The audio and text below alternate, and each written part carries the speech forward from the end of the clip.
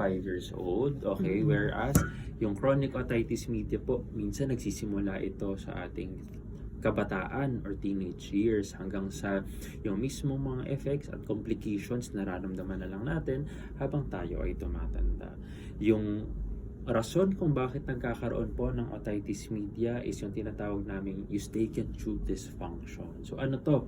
Ibig sabihin po, nagkakaroon ng diferensya or problema yung koneksyon ng ating tenga at yung koneksyon ng ating ilong.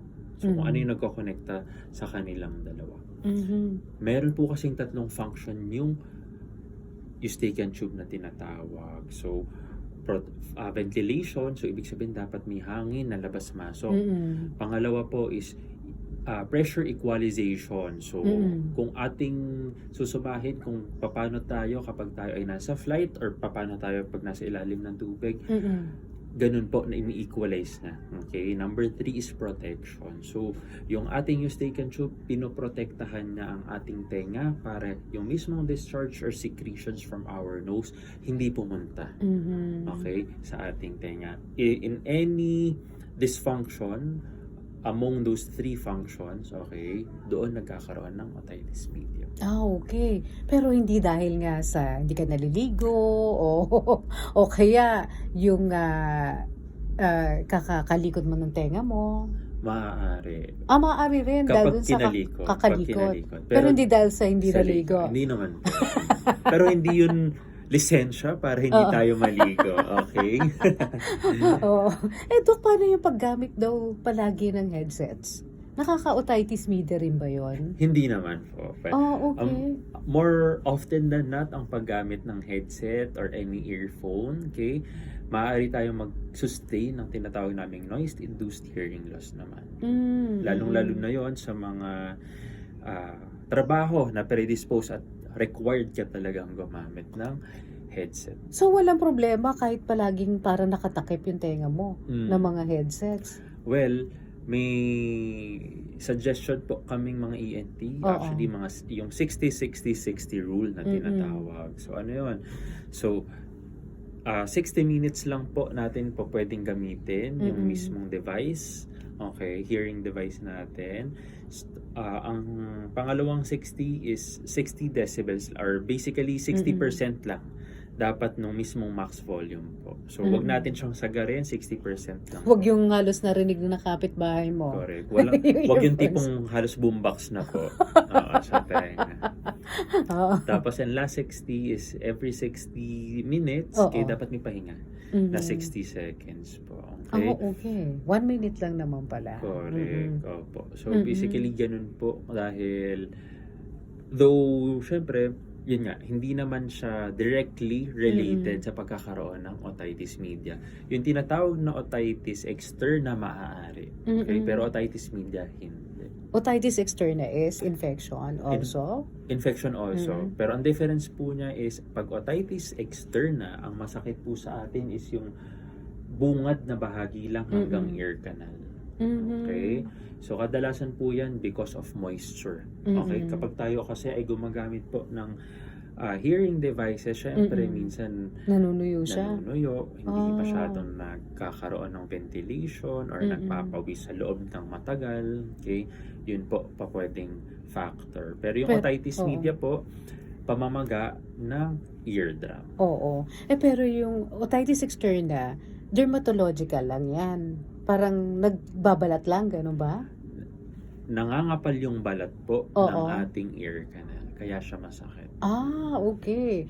Yung paano may mga nakita ako, nagbabalat naman yung tenga lagi. Yung parang nagdadry. Ayun. Actually, iba naman po yun. Oo. Okay? However, well, yun po ay eczema. Okay? Yung eczema naman kasi yung masyadong pagdadry na po ng ear canal, and it can be due to a lot of factors also. Pwedeng genetics na, pwedeng nasa sa kanya na, or pwedeng environmental din. Okay. Yung eczema po na yun maaaring mag-predispose or mag-increase ng risk sa isang pasyente para rin magkaroon ng otitis externa. Ay, talaga? Oo. So, lahat pala yan, kailangan inoobserbahan nyo sa inyong tenga. At saka, huwag kayong kalikot kasi ng kalikot. Correct. Kasi pwede rin mag-produce po yan ng bacteria marumi yung kamay natin at maging dahilan ng pagkakaroon po natin ng problema sa ating tenga. So kung ano man yung nangyayari, ay kailangan magpatingin talaga sa doktor. Correct. Oo. Okay. Paano yung mga may naririnig na ugong, Dok? Ano yun? Ayun, yung ugong po natin or tinnitus na tinatawag kasi, okay? Ito po ay basically due to a lot of reasons. Pero yung exact mechanism niya po para sa isang tao, para magkaroon, ay unknown pa rin hanggang ngayon. Okay? It can be due to medications, can be due to stress, depression, or anxiety. Okay?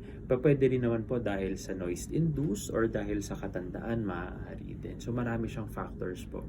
Kaya malimit kung kaya po nating kontrolin yung mga factors para hindi tayo subsequently mag-develop nito, mainam. Oo. Pero hindi mo kailangan na magpatak ng anything kapag may tinnitus ka. Yun. Sadly, wala pong FDA approved na any medications iniinuman or pinapatak para i-eliminate yung tinnitus po natin. At ang mainam po para dyan is mag-seek ng ENT consult talaga. Kasi po yung ENT physician natin or specialist natin, sila ang maaaring makapagsuri at makapag-request ng necessary test para po malaman kung ano yung posibleng mga root causes ng inyong tinnitus. Ayan yung may umuugong yung tiit minsan, di ba? Ang sakit at saka uncomfortable din. Pero kung sila naman ay nahihilo, Dok, yung nagva-vertigo, may kinalaman din ba yun? Kasi minsan sumasabay din daw yung tinnitus Ay, sinabi niyo pa po. Okay. So, basically, hindi ako yun, Dok.